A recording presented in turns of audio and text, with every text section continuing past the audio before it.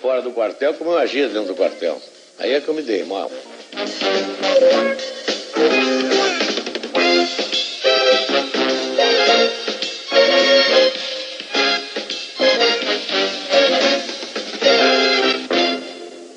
No início de agosto do ano passado, quando o presidente teve a primeira crise séria de dores nas costas e foi internado num hospital aqui de Brasília, eu tentei visitá-lo como amigo, mas fui barrado como jornalista. Então eu escrevi uma carta para o presidente e ele me respondeu com esse cartão. Meu caro Alexandre, estou muito alegre com a sua carta. Venha me visitar como amigo e não tenha receio de se portar como jornalista. Isso me encorajou a pedir uma entrevista ao presidente. Eu falei com ele e ele me disse que estava disposto a conceder a entrevista. Mas isso já faz mais ou menos 6 meses. Eu imagino que durante 6 meses o presidente protelou a entrevista porque não queria que ela fosse confundida com uma influência no processo sucessório. Depois ele me falou que na sua democracia o presidente não tem candidatos e não nomeia o sucessor. Presidente, o seu candidato, dizem que no fundo, eu por exemplo recebi uma informação que no fundo seu candidato era o Costa Cavalcante. No fundo o meu candidato era o que a convenção indicasse. Mas o Costa Cavalcante estava entre aqueles que eu preferia que fossem indicados. Mas o senhor um dia disse para o Armando Falcão que o Aureliano poderia ser o... Disse, uns 2 anos e meio antes da sucessão, ele me perguntou na casa do meu filho e disse: o Aureliano Chaves é um bom candidato. Apenas isso. Disse, seria um bom candidato. O senhor não quis indicar ninguém, não quis ter candidato, fez questão de não ter. Não quis indicar ninguém de propositadamente, porque acho que o presidente não deve indicar ninguém. Mas interpretaram esse seu cruzar de braços diante dos candidatos como que o candidato seria o senhor. Que o senhor seria candidato o senhor mesmo, que o senhor queria reeleição ou prorrogação ou mandato tampão. Eu estava muito satisfeito com a presidência da República. Eu desde o começo dizia que não gostava do poder, então diziam: um presidente que não gosta do poder não pode ser presidente. Se eu tivesse dito que gostava do poder, ele é um ambicioso. Mas o fato é que eu não gostava mesmo. E o Maluf, presidente, também. Outra pergunta que fica no ar, que o senhor não teria se importado com a derrota dele, em primeiro lugar. O senhor... Não é que eu não teria me importado com a derrota dele, eu me importei com a derrota do candidato do meu partido. Como era casualmente ele, eu me importei, eu preferia que não... Mas o senhor já disse uma vez, o Maluf não faz meu gênero. Não faz meu gênero. Com muita gente do meu governo também não faz meu gênero. Eu já votei muita gente que não faz meu gênero. Eu tenho muitos candidatos que absolutamente não eram do meu gênero, mas eram do meu partido. Por exemplo, o senhor tinha um candidato que era seu colega de farda, o Lotte? Fazia meu gênero. Eu não votei nele. Votou no que não fazia seu gênero. Se eu pudesse, teria votado nele. Estava muito mais identificado com o que eu aprendi no Exército com meu pai do que com o que os outros diziam. Quer dizer, conclusão, Maluf não fazia seu gênero, mas o senhor o apoiou até o fim como candidato ao seu partido. Candidato ao partido. Quando quiseram que eu indicasse um candidato, eu disse: não indico porque não é do temperamento. E mesmo que fosse o meu temperamento, eu não indico porque me tiraram o AI-5. Aliás, eu explicar se me tirou o AI-5. Mas eu indiquei. Você indicou porque tinha o AI-5. Me dá o AI-5, talvez eu indique. Se o senhor tivesse o AI-5, o senhor faria isso? Não.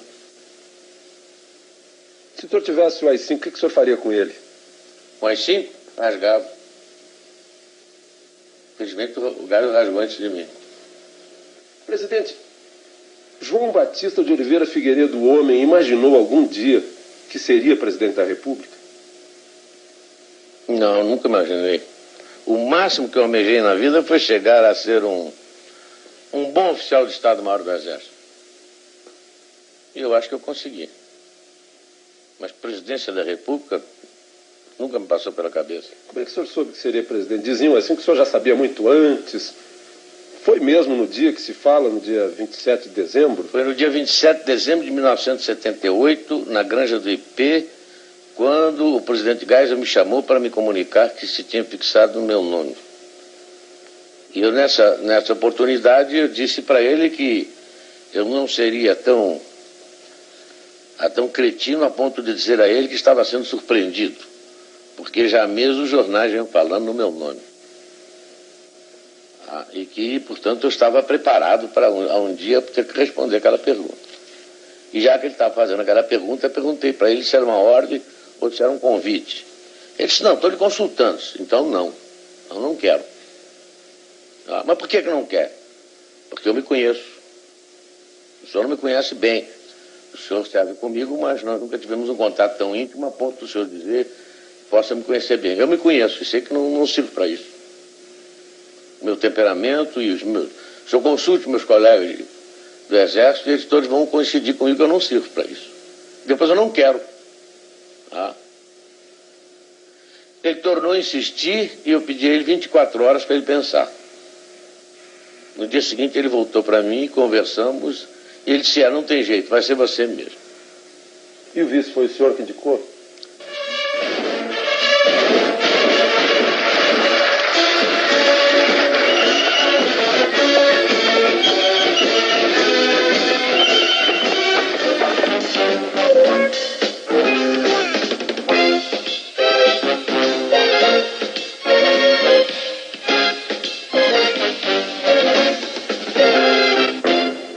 Foi o senhor que indicou? Depois de terminada essa primeira parte da conversa, ele virou-se para mim e perguntou, e o vice? Eu disse, está aí o nosso Aureliano Chaves. Ele chegou-se muito bem. Você quer comunicar? Eu digo, não, já que o senhor me perguntou, o senhor comunica para ele. Mas quem citou o nome do Aureliano Chaves fui eu. Isso esclarece muitas versões aí de quem teria indicado. Não, ele não me indicou. Não me indicou absolutamente. Não me indicou nome nenhum. Outra coisa, presidente, que também está no ar. O seu relacionamento com Aureliano Chaves. Por que houve o afastamento? Isso é bom perguntar a ele. Ele saberia responder? Eu acho que sim. E o senhor chegou a ponto, assim, de antes de assumir a presidência ou depois de ter assumido, chegou a ponto de ter vontade de desistir, presidente? Não, depois que eu assumi um compromisso, jamais desisti de alguma coisa. Nunca passou pela cabeça desistir de coisa nenhuma. E até o fim? E até o fim. E a família? A presidência prejudicou a sua família? Prejudicou, porque eu fiquei 17 anos em Brasília, né?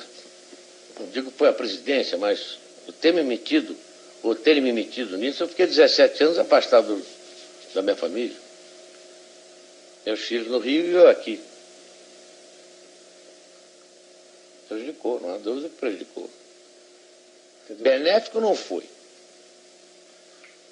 Nenhum membro da minha família saiu ganhando qualquer coisa.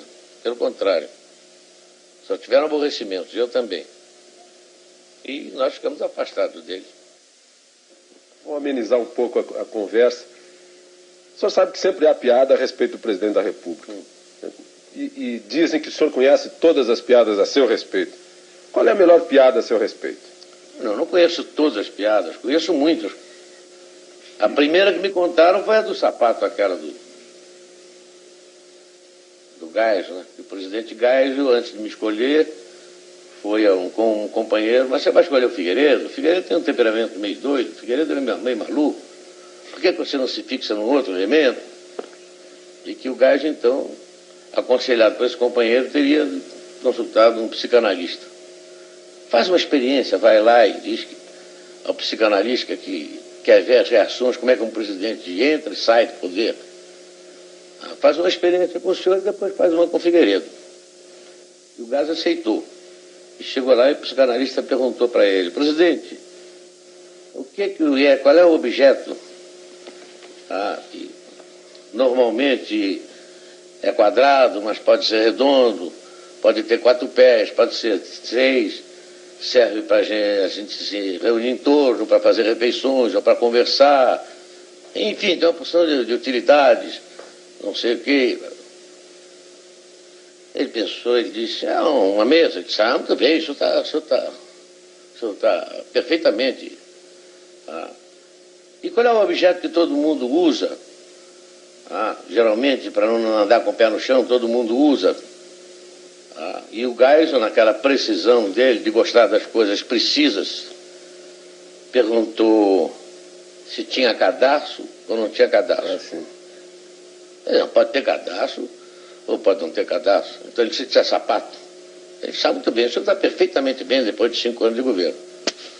Aí quando eu entrei me fizeram essa pergunta. O Gás me contou. Olha, vamos perguntar isso assim, perguntar isso assim, assim, vai prevenir. E a primeira pergunta que me fizeram foi essa dos sapatos também. E eu então perguntei, tem cadastro? O camarada disse, não pode ter cadastro e não tem cadastro. Então eu disse, então é um mocassim. Se não tem cadastro, é um mocassim. Foi essa a primeira que me contaram. Aliás, eu contei para ele. Mas o que eu achei mais graça é que diziam que desde o começo que eu não cumpria nada do que estava prometendo. Agora eu estou achando mais graça ainda dela. Agora você pede que olhem para trás para ver se o senhor cumpriu ou não. É o povo que julga se eu cumpri ou não. Eu tenho a consciência tranquila de que cumpri. O senhor entrou no mundo político, o senhor saiu do quartel e entrou no mundo político. Isso foi algum choque para o senhor? Foi porque eu pensei que eu pudesse agir fora do quartel como eu agia dentro do quartel. Aí é que eu me dei mal. A massa era completamente diferente. A gente com quem eu ia lidar era completamente diferente. O tipo de reação... No quartel só se falava em cumprir dever, em bandeira, defender o Estado, viva a pátria. Era o dia inteiro isso. E aqui fora só via interesse particular. A última coisa que eu ouvia falar era em Brasil. A ponto de eu perguntar uma vez a um determinado político, e o Brasil? Senhora presidente.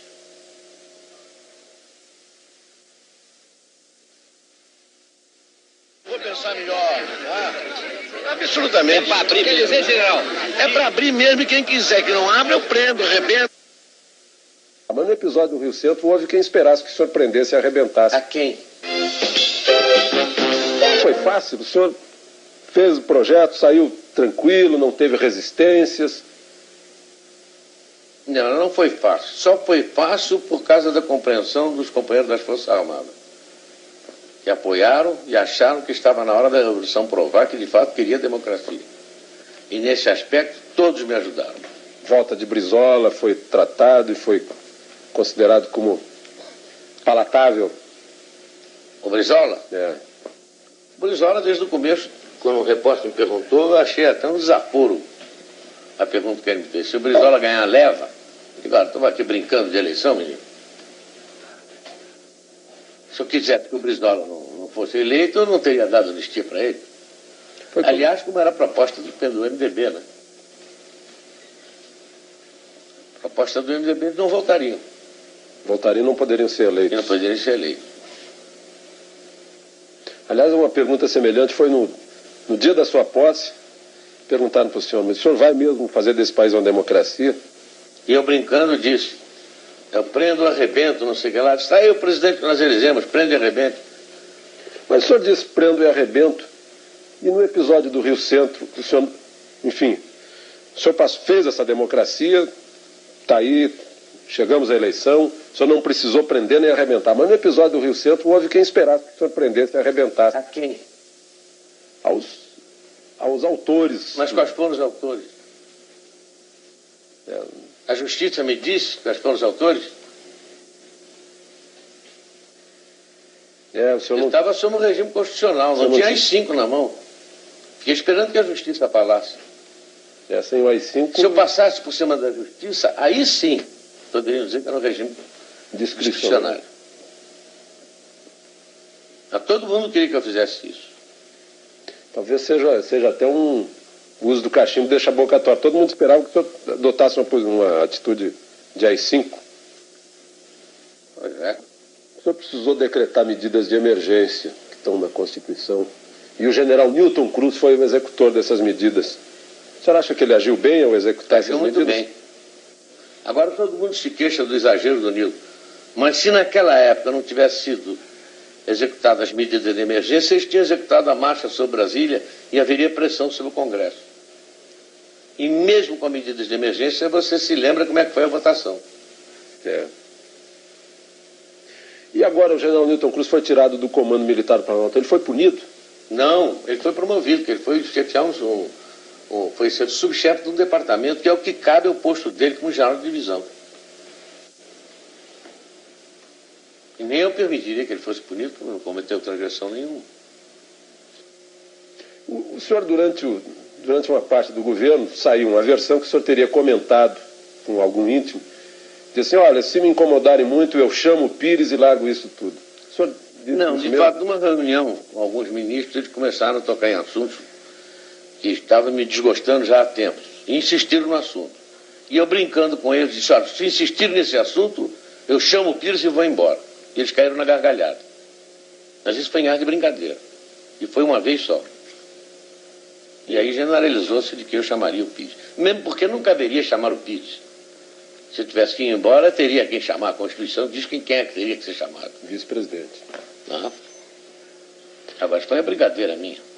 Presidente, por falar em chamar o Pires, a Veja publicou na outra semana uma versão de que no segundo semestre do ano passado teria estado na iminência de haver um golpe militar. O senhor leu essa versão? O que o senhor acha? Li, depois me chamaram a atenção e achei muita graça. Porque eu nunca estive na iminência de dar um golpe. Sempre que houve possibilidade de alguma coisa, eu entrei e valeu. Jamais passou pela cabeça do general Pires aquilo. Aquilo ali foi a maior história de ficção que eu já li na minha vida. Tem ali algumas minhas verdades e alguns assuntos que nós possamos ter discutido. Mas na reunião preliminar com os ministros, com os presidenciáveis, eu discuti com os ministros militares. E um dos assuntos foi esse, as hipóteses possíveis. E essa hipótese foi completamente riscada. Eu tenho aí a cópia do documento, eu redigi e todos eles assinaram o documento. Não é absolutamente verdade o que está ali. E a imprensa, presidente? O que o senhor acha do trabalho da imprensa? O trabalho da imprensa no meu governo vai trabalhar contra mim. Contra o meu governo, porque tudo que se saía na imprensa ou saía truncado, ou saía meia verdade, ou então era inventado. A ponto de um dia eu chamar um determinado editor que foi lá me pedir um determinado dinheiro para a revista dele, para o jornal dele, eu peguei assim um número e disse assim, olha, só nessa reportagem tem 11 mentiras. 11 mentiras que eu constato que foram comigo. Por exemplo, quando saem versões de conversas aqui de dentro, o senhor se encontra com político, sai versão de conversa. Algumas vezes os políticos ouvem, estão aqui em casa, ouvem e contam. Tem alguma coisa de verdade. Outras vezes não tem absolutamente verdade nenhuma. Como é que o senhor... Quer dizer, o senhor fica meio sem ter meios de... Não, às vezes eu mando agradecer ao político a veracidade com que ele contou a conversa. Já muitas vezes aconteceu isso. A fidelidade com que ele repetiu. Quando eu me expressei ontem a respeito do comício, foi um pensamento meu. Foi uma colocação má minha. Eu não me subexpressar. Eu desejo fazer uma retificação. O senhor, afinal, disse ou não disse para o Franciscato que o senhor queria estar no comício das diretas no Rio de Janeiro? Nesses últimos 6 anos, muitas perguntas ficaram no ar sem resposta. Eu trouxe essas perguntas aqui para a residência do Torto para fazê-las ao presidente. Presidente, eu vou começar por um episódio lá da Espanha. O senhor, afinal, disse ou não disse para o Franciscato que o senhor queria estar no comício das diretas no Rio de Janeiro? Não disse, jamais disse a ele. Chamei imediatamente o Franciscato e pedi a ele para desmentir aquela inverdade que ele havia dito. Que eu entendi que ele disse para querer me beneficiar. E o coitado Franciscato, ao desmentir, foi infeliz.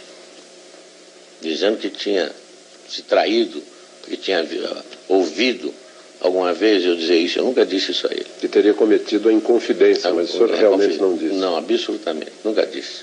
Outra coisa que ficou no ar um dia... A única coisa que eu disse foi na entrevista que eu dei na África, quando começaram a me perguntar na entrada ali da casa em que eu estava hospedado, presidente, e as eleições diretas? Eu comecei a entrevista assim, jamais passou pela minha cabeça fazer a eleição direta agora. No entretanto, se o partido assim decidir, o Congresso decidir, eu como homem de partido tenho que me submeter. Afinal, todos nós somos pelas diretas. Eles começaram aqui no Brasil, a notícia chegou aqui no Brasil O presidente está de acordo com as diretas. Não está de acordo, mas não para... Mas naquele momento, não. Tanto que o senhor depois propôs para 88. Então, propus para 88. E justamente eu não estava de acordo porque não eram essas as regras do jogo. E toda a imprensa brasileira acusava o regime de estar sempre mudando as regras do jogo. Então vamos com elas até o fim.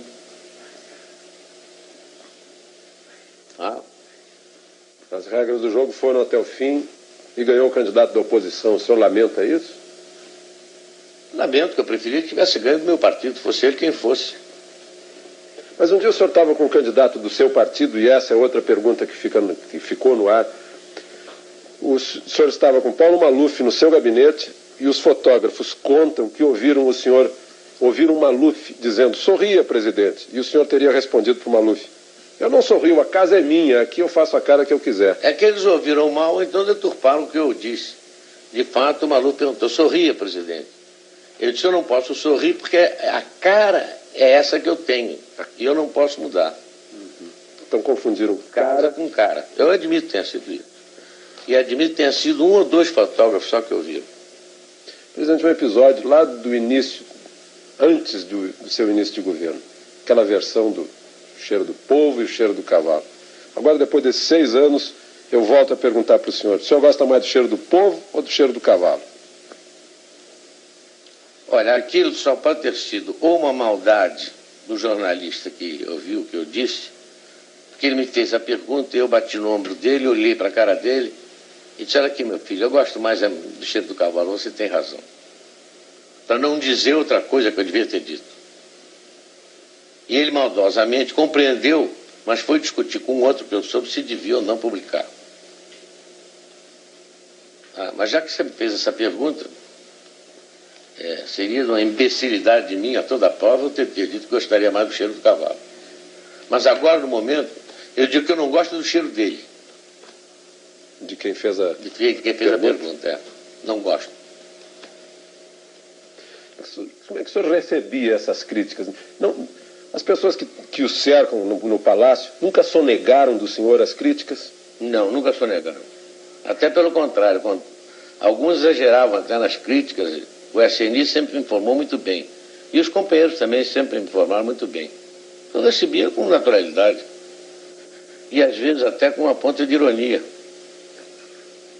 Porque criticando a mim, estavam criticando vários companheiros que estavam do lado de lá e que tiraram vários cursos comigo.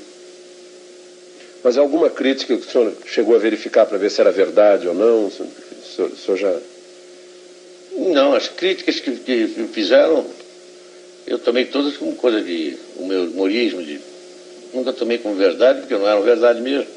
Presidente, o SNI sempre informou bem o senhor, porque o senhor já foi chefe do SNI.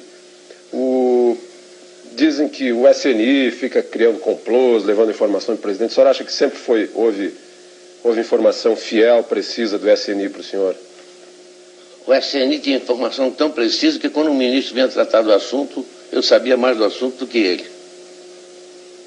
E fazia uma pergunta, às vezes, que desmontava todo... Quer dizer, o ministro vinha fazer uma proposta para o senhor sobre energia nuclear, por exemplo, o senhor já estava sabendo de tudo? Eu já tinha recebido uns 15 dias antes um dossiê sobre energia nuclear. O senhor, quando chefe do SNI, corria a versão de que o senhor teria livrado alguns jovens que estavam sendo acusados, o senhor agiu para libertá-los, aconteceu isso? Não, para libertá-los não, para que eles pudessem trabalhar, porque eles estavam fichados na SNI e não tinham culpa nenhuma. E quem fichou por maldade. Alguns tinham alguma culpa, mas não era culpa a ponto de eliminá-los. Alguns até eu empreguei lá mesmo. Qual foi a maior tristeza que o senhor teve nesses 6 anos? Eu ter constatado que alguns homens que eu pensava que fosse alguma coisa eram completamente diferentes. O senhor não gostaria de citar o nome desses homens? Não, porque um dicionário era capaz de não caber todos os nomes deles. E a maior alegria, presidente? A maior alegria foi não ter conhecido antes algumas pessoas que eu poderia ter conhecido. Essas o senhor poderia citar? E ter conversado com o presidente Geisel depois de tanto tempo, em que diziam que nós estávamos brigados, em que eu convidei para almoçar e ele veio e conversamos durante 3 horas. Faz um mês isso, mais ou menos? Faz mais tempo. Qual foi o tema da conversa, presidente? Foi a sucessão presidencial. Porque eu senti que ele tinha uma opinião e eu tinha outra. Mas saímos bons amigos. Ele do lado de lá e eu do lado de cá. Continua a relação? Eu espero que sim. Eu não tenho nada contra ele, gosto muito dele.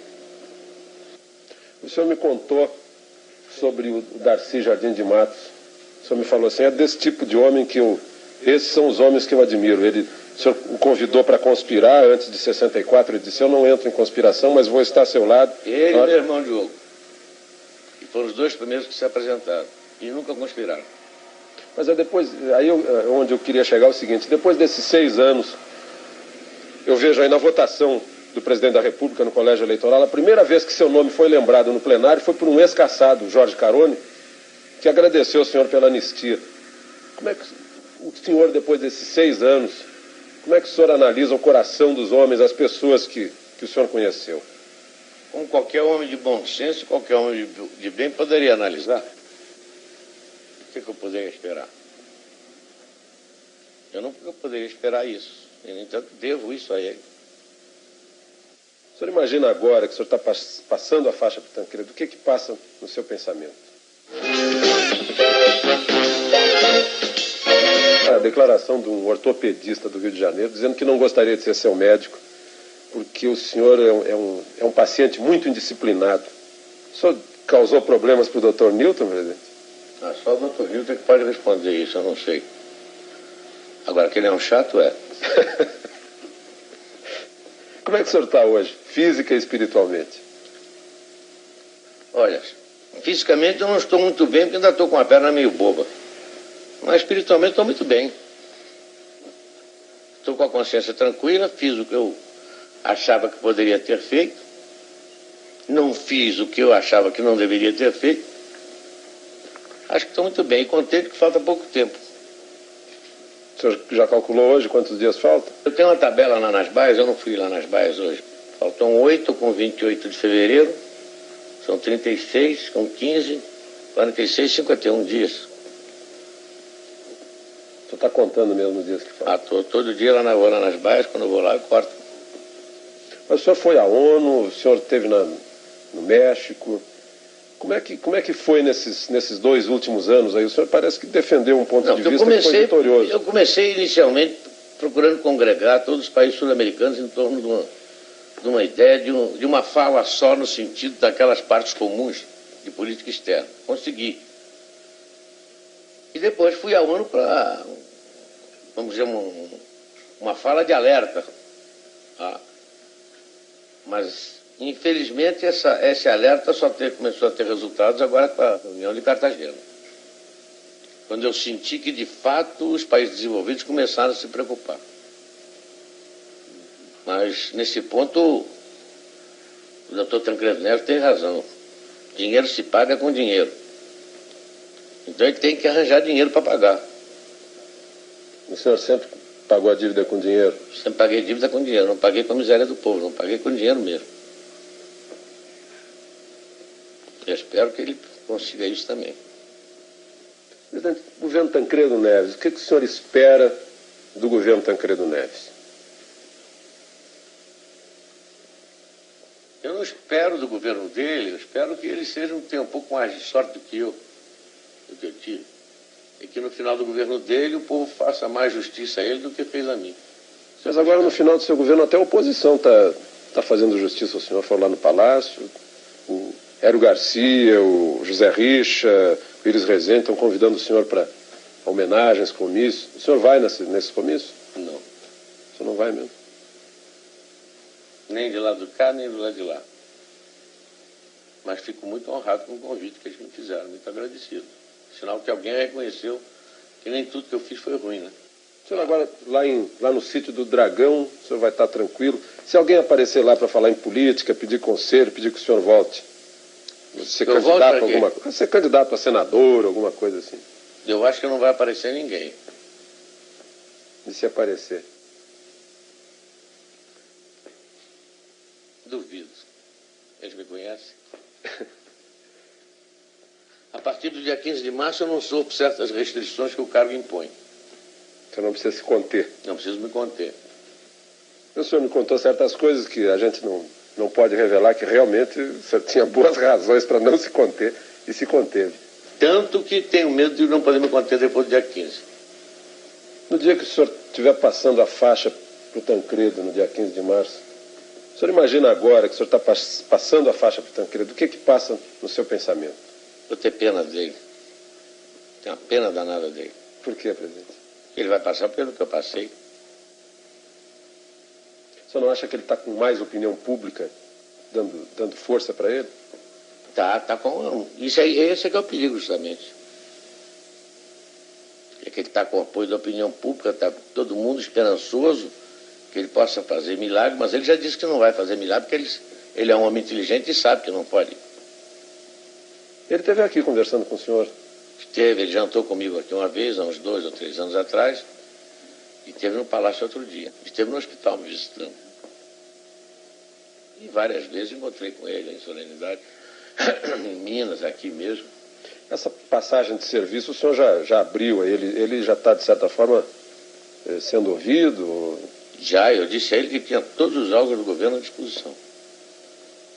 Inclusive, se ele quisesse, eu mesmo estaria à disposição dele para qualquer coisa. Inclusive nessa questão de fechamento da renegociação da dívida? Não, isso nós não tocamos. Agora, apenas disse a ele que iria ser difícil. Porque se dependesse do governo americano, muito bem. Mas não depende do governo americano, depende dos banqueiros americanos. Presidente, hoje, se o senhor olhar para trás nesses 6 anos, e na hipótese que eu acho que para o senhor seria uma péssima hipótese, se eu tivesse que assumir a presidência da República, que coisas que o senhor fez que não faria? E que coisas que o senhor deixou de fazer que faria? Coisas, fatos? Atos, ações de governo. Alguns fatos aí, alguns atos de fato, talvez eu não tivesse feito, não deram certo. Outros que eu não fiz, talvez eu tivesse feito, talvez dessem certo. Agora, uma coisa que eu acho que faria é, não faria novas relações. Relações pessoais. Eu queria ficar com os amigos que eu já conhecia há 50 anos. Porque eu fui muito infeliz com as relações novas que eu fiz. Elas o surpreenderam? Desagradavelmente. Teria sido, o senhor me desculpe, teria sido ingenuidade política sua? Ou esperteza política deles, ou as duas coisas. Ou um julgamento demasiado severo a respeito da minha inteligência.